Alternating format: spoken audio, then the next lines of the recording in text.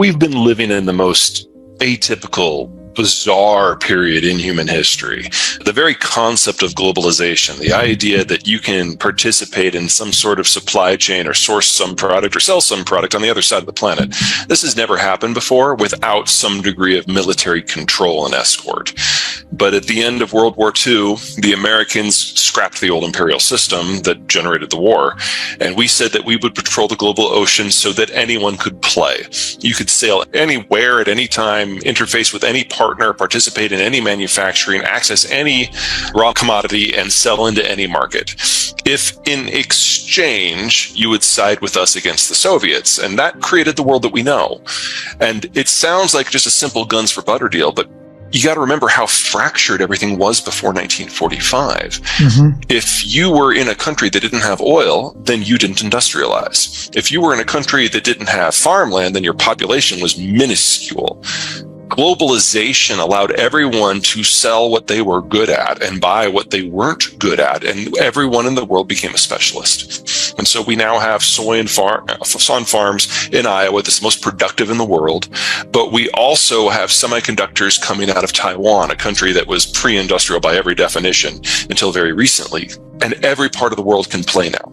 And that has encouraged this mass diversification, and it's encouraged this mass explosion in economic activity, particularly once the Cold War ended in 1992. But it was always artificial. And it was always based on the Americans continuing to hold up the ceiling. The United States has been edging away from that ever since 1992 when the Cold War ended, and we're in the final days of that right now. And that's only kind of half of it, because when you allow everyone to participate in global trade, people move off the farm and they take services and manufacturing jobs in town. On the farm, kids are free labor. You have a bunch. In town, kids are really, really expensive pieces of loud, annoying furniture. So you have fewer because adults aren't stupid. Yep. You play that forward for 70 years, and we have had a population bust in the making, global in scope for decades now.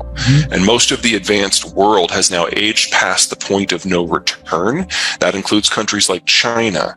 So in this coming decade, it's not just that we're going to see populations aging out of being competitive. We're going to see populations aging out of being sustainable and actually being countries. One of the many, many, many outcomes of the 2020s is the end of China as a unified nation state and as an economy. But this has all been hardwired in now for 40 years, and we are finally reaching the point where the page turns. Every country is going to have its own story, because every country started aging at a different point, and they started aging at a different rate, and how you live in urban versus rural zones is dependent upon the local geography.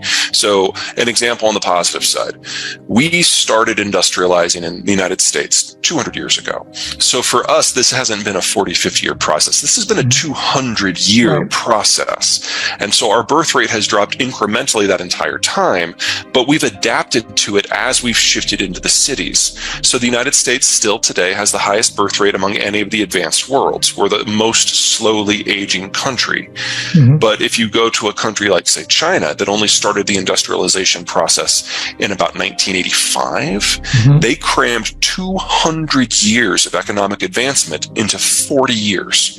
That also means they crammed 200 years of demographic adjustment into 40. So one of the reasons why the Chinese have been so economically successful in many people's eyes is because they have done 200 years of industrial development, building out industrial plant and infrastructure and power lines in a single generation. In the United States, we did that very slowly over the generations. We didn't finish even electrifying the countryside until the 1960s. Wow, and so that's amazing. For us, we were able to adapt each step of this into our cultural evolution.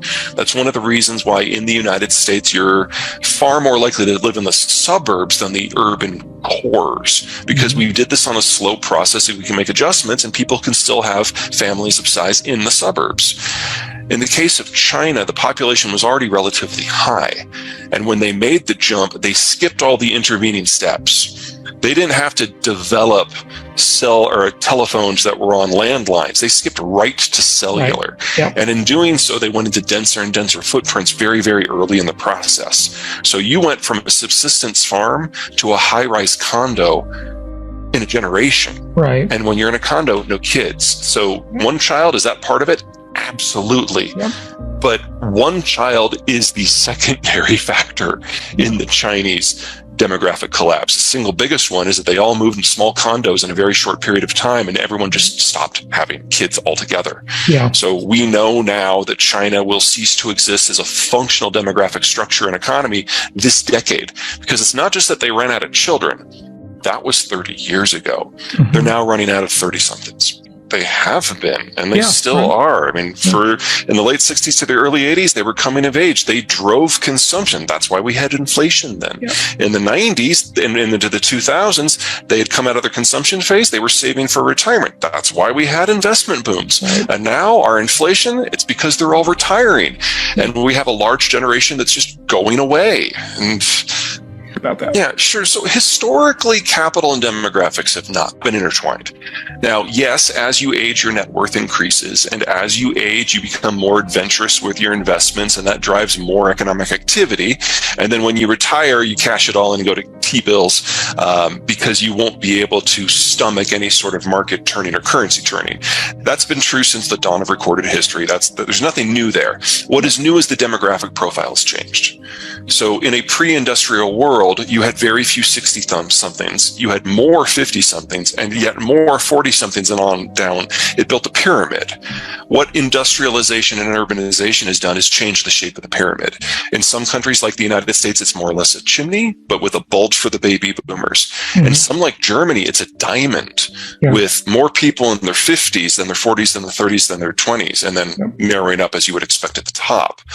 What's happening globally right now, not just with the American boomers, is that we've got this big cadre of people in their 60s who are moving into retirement, and they are a bulge in the structure. So instead of just a small group of people relative to the overpopulation that are moving on and changing their investment portfolios, we have the single largest generation in our history doing that. And on average, they will have completed that transition by the end of this year. So we go from having some of the richest, most liberal, most open, most liquid capital markets we've ever known to something that's a lot closer to the opposite in less than a year. And the first time you have a market turning, they become destitute. That's why most people don't do that. I agree that there's a percentage of people that are, and that is unfortunate. And we're about to learn that good and hard, because we're not just having this demographic turning, we're of course at the market tightening at the same time, and that's just damnably inconvenient. It's some ridiculous number. It's big, I mean, the problem here is we're losing the single largest worker cadre we've ever had, and the replacement generation down at the bottom of that pyramid, the Zoomers, they are the smallest generation we have ever had. Well, Gen X and millennials have been in the labor market already. So we're already factored into the math. Now, there's pros and there's cons, and that shapes a lot of things, but we are already in. The Zoomers are the ones who are coming in to replace the boomers. And we have our largest generation going out, our smallest generation coming in. So right now, annually, that's 400,000 worker shortage. And that will increase every year until 2034, when it'll peak at 900,000 shortage. So and these people are already born. They're already on the way. We know exactly what's going to happen to the net flows each and every year moving forward.